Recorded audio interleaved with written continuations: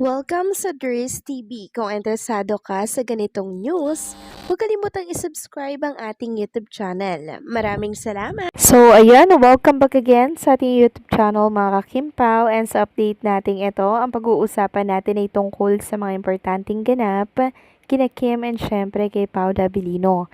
Pero bago po ang lahat, maraming salamat sa inyong patuloy na pagsuporta at pagsubaybay sa mga daily update natin. Kaya naman bilang pasasalamat, narito po ang mga napili kong komento patungkol yan sa naging previous update. Unang komento mula po ito kay Bibian Karaig. Sabi niya po dito, no need to admit, basic po action speaks louder than words. To God be all the glory. Kasi daming sausawera po.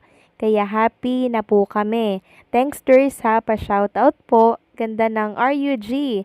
Galing ni Sir MJ. Gets mo ang kilig naming lahat. Jowable naman eh. Maraming salamat sa komento, Ginang Bibian Karaig. Tama po kayo dyan. No need to admit per Kim and Paula Abilino yung relationship nila together, di ba? Action speaks louder than words. At matagal na po natin yung sinasabi ng paulit-ulit kasi basic na lang mga kakimpaw, di ba? Sa action na lang po ni Kim and Paula Abilino. Ando na po yun eh. Di na po kailangan pang umamin. Kung may aaminin man po si Kim and Paula Abilino, bonus na po yun kasi lantaran naman po nilang pinapakita yung action nila together para sa isa't isa, 'di ba? Higit pa nga po sa magjowa yung nakikita natin, 'di ba? Pag kumikilos si Kim, si Paula Abilino, 'di ba? Parang magjusawa na talaga sila mga kakimpaw. Kaya happy lang tayo. Aminin man ni Paulo or aminin man ni Kim or hindi, okay lang 'yan kasi matagal na po nilang inamin at tinapos ang laban. About naman sa RUG ni Mr. MJ Felipe, kuhang-kuha niya talaga mga kakimpaw yung gusto ng mga fans, 'di ba? Parang siya yung nagiging voice natin per Kim and Paula Abilino kasi siya po yung nakakalapit kay Kim and Paula Abilino, 'di ba?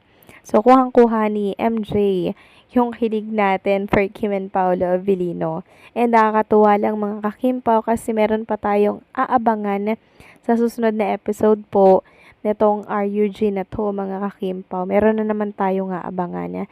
So maraming salamat sa komento, Ginang Bibian Karai. God bless po sa inyo and mag-iingat po kayo palagi.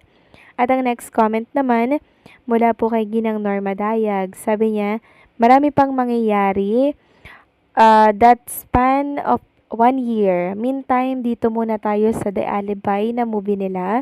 Concentrate on the present, the after the present, the proceed to the future. Yes, we are very happy for both of them. God bless them both. To Kim Pao, have a safe flight and God keep you safe in all your ganap.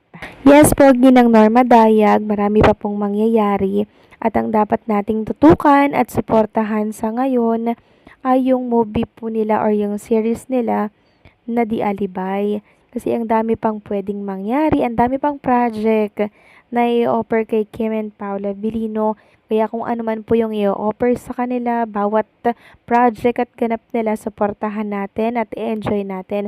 Kasi sa oras po na mag-asawa na si Kim and Paula Abilino, talagang mababawasan po yung exposure nila dito po sa showbiz industry. Kasi syempre, magpo-focus naman sila sa buhay may pamilya. Kaya sulitin natin to mga kakimpaw, no? Hanggat andyan si Kim and Paula Abilino kasi sa oras na mag-stop na po yan sa showbiz, mamimiss natin sila ng sobra-sobra. So maraming salamat sa komento, Ginang Norma Daya. God bless po sa inyo and mag-iingat po kayo palagi. So eto na nga, pag-usapan na natin mga kakimpaw ang mga topic na nakalap natin sa gabing ito.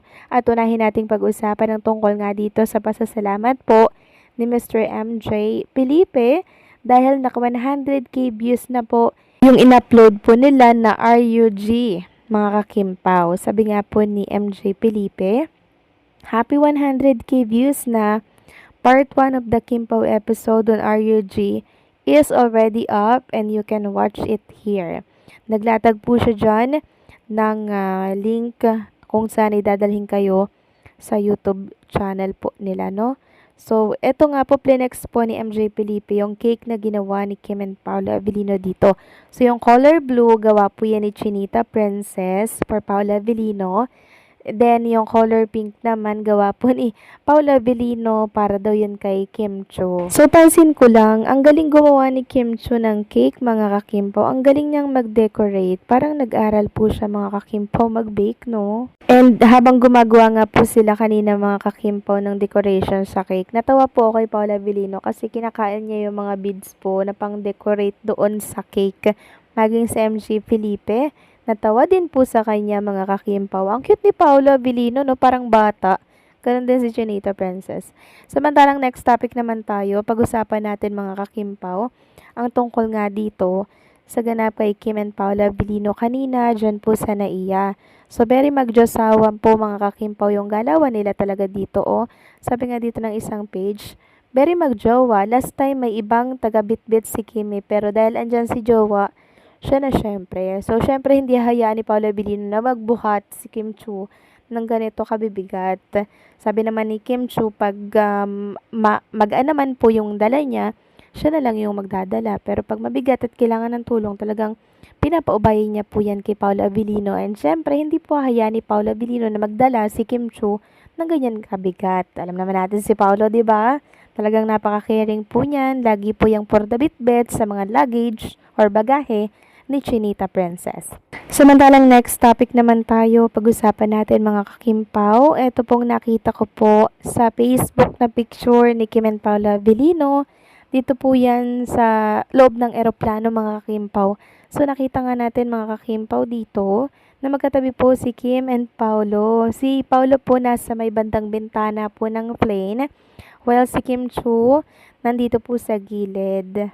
And habang nakaupo na po sila dyan, parang nagta-tablet or nagla-laptop si Paula Avellino. So, siguro nagmo-movie-movie sila, mga kakimpaw, dito.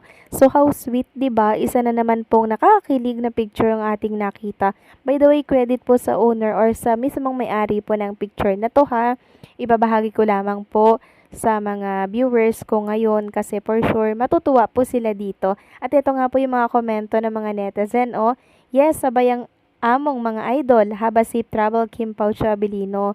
Sabi pa ng isa, wow, ang sweet naman ng Kim Pao, sweet and safe travel Kim Pao. God bless both of you.